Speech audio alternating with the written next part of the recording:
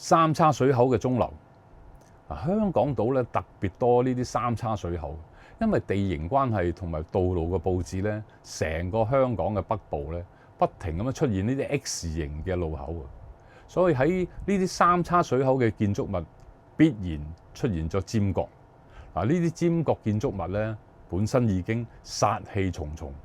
再加埋道路交通交匯，又將呢啲殺氣衝動嘅時候，令到呢啲三叉水口嘅風水咧更加壞，更具破壞性。中國人咧普遍都有呢方面嘅風水知識㗎，所以喺呢啲尖角嘅方向咧掛咗一個八卦鏡，俗稱收煞。因為香港成為英國殖民地之後，大量英式建築概念出現，令到呢啲尖角地帶嘅建築物咧呈現咗船頭形嘅高塔設計。而且大多數出現鐘樓，巧妙咁咧將鐘樓放喺尖角路口，風水上邊嘅煞氣就被緩和甚至消失。因此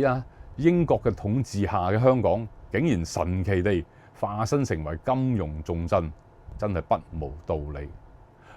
唔通嗰個年代嘅風水師唔知道呢個道理咩？香港未成為英國殖民地之前，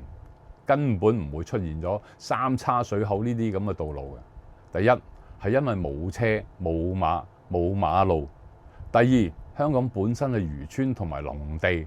第三就算係用到八卦鏡嚟解煞，都係因為嗰啲山石屋角之類，甚少三叉水口嘅出現。可以講咧，英國人喺香港製造咗呢啲三叉水口，亦同時解決埋呢啲風水上嘅煞氣。喺香港嘅風水歷史上，真係絕無僅有。